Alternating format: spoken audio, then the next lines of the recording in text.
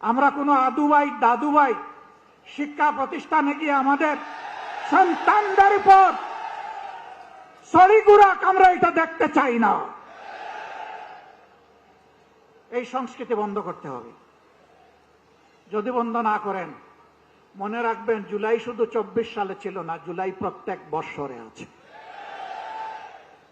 সে জুলাই আবার ফিরে আসবে ইনশাআল্লাহ, এবং তখন ফাইনালি ফেসিবাদের কবর রচনা হবে। শুভবুদ্ধির উদয় হোক, জনগণের রায়ের প্রতি সম্মান দেখান, 70% মানুষের রায় মেনে নিন, গণভোটের রায় বাস্তবায়ন করুন। যদি না করেন, আমাদের লড়াই সংসদের ভিতরেও চলবে, খোলা ময়দানেও চলবে ইনশাআল্লাহ। এবং আল্লাহর পর ভরসা করে বলতে পারি, এই লড়াইয়ে জনগণের বিজয় হবে ইনশাআল্লাহ। আমরা আপনাদের কাছে কথা দিয়েছি আগে, এখনো কথা দিচ্ছি। আমার সহযোদ্ধারা যেমন বলেছেন, ইনশাআল্লাহ আগামীর লড়াইয়ে জাতির প্রয়োজনে সামনের সারিতে থেকে আমরা যুদ্ধ চালিয়ে যাব। আমাদের জীবনটা আল্লাহর জন্য, মানবতার জন্য, দেশের জন্য, জাতির জন্য। আল্লাহ যদি কবুল করেন, গর্বিত শহীদ হয়ে দুনিয়া থেকে বিদায় নিব ইনশাআল্লাহ।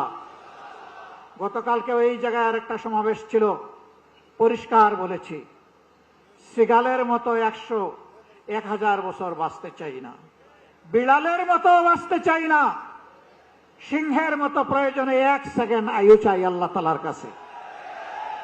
ওইটাই গর্বের। ইনশাআল্লাহ জনতার বিজয় হবে।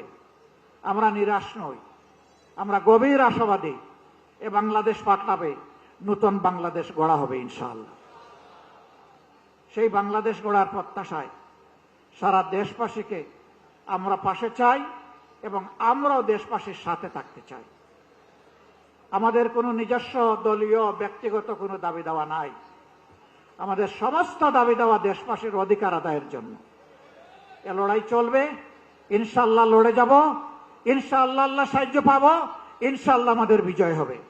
আল্লাহ হাফিজ। বাংলাদেশ জিন্দাবাদ।